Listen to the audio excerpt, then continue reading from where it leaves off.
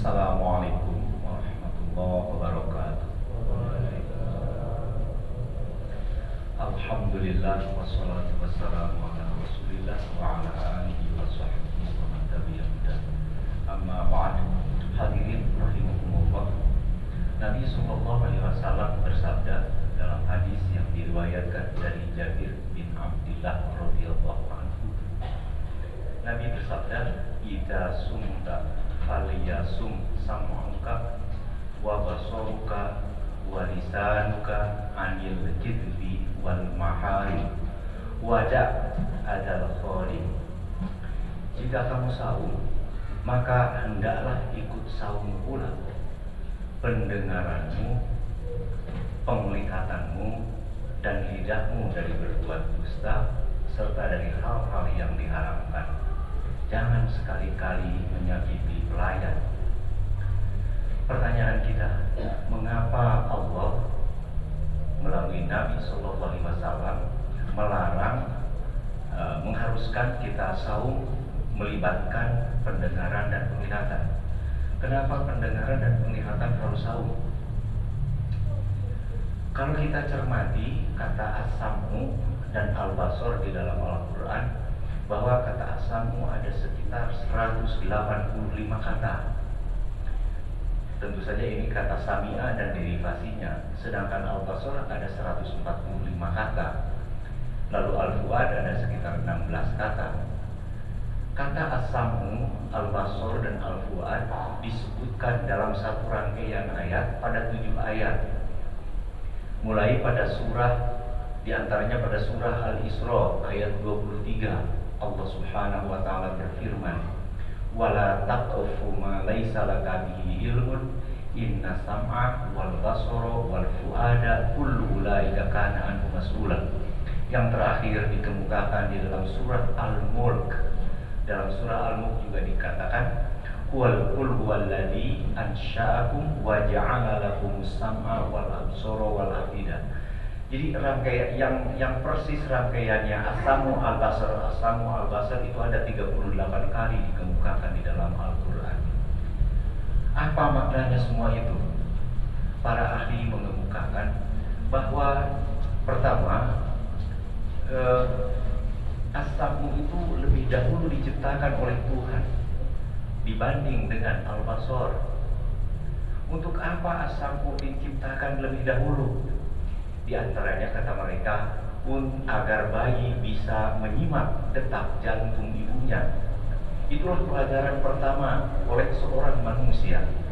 Karenanya begitu dia lahir, anak itu, bayi itu sangat familiar dengan ibunya.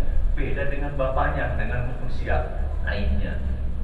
Mungkin janin itu akan, bayi itu yang sudah lahir akan mengatakan, "Oh, orang ini yang tempoh hari ngasih kenyamanan kepada saya." As-sam'u ini merupakan alat yang paling utama dan pertama untuk memperoleh pengetahuan. Sebuah riset menyebutkan bahwa 12% informasi yang datang kepada kita diperoleh melalui pendengaran. 70% diperoleh melalui penglihatan. Jadi sekitar 80% pengetahuan itu diperoleh melalui mata dan telinga, melalui telinga dan mata. Kalau di Quran bahasanya pendengaran dulu, penglihatan, mendengar, melihat. Tapi kalau di Indonesia tidak. Indonesia itu melihat dulu dan mendengar, penglihatan, pendengaran.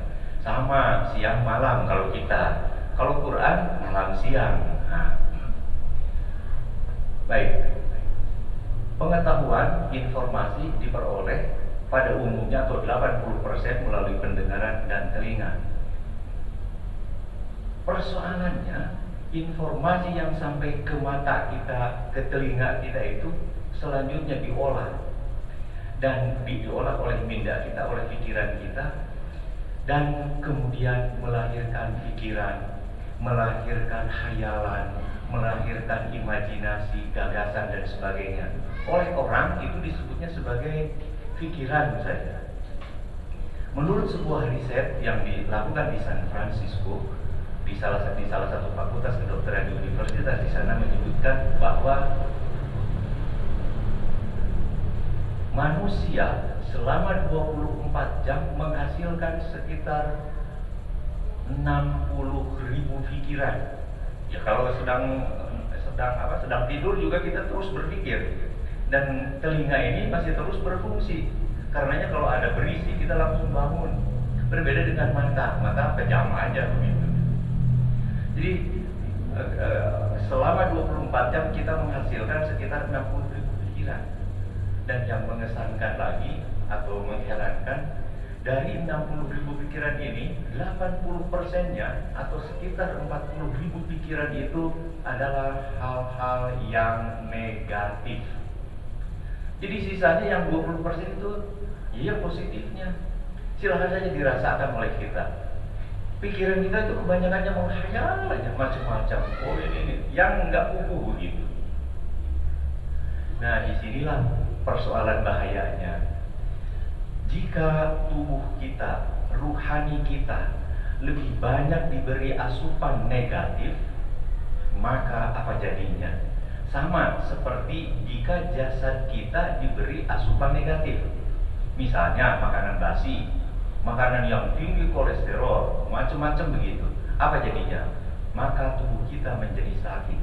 Demikian pula dengan ruhaniyat kita.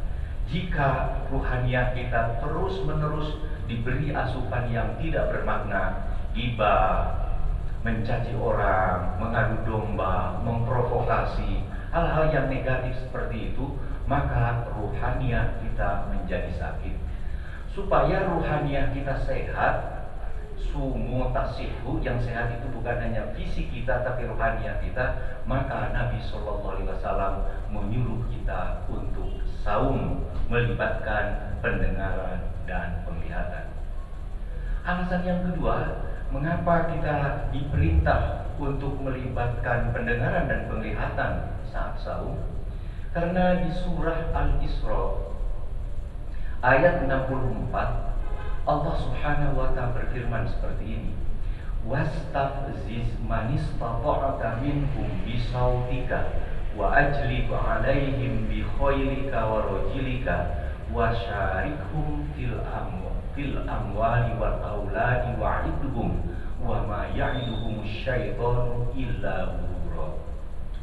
Setelah Tuhan menciptakan iblis, disuruh bersujud, menciptakan Adam, kemudian Tuhan menyuruh iblis bersujud kepada Adam, tidak mau, lalu dikutuk oleh Tuhan, tapi iblis mengajukan proposal.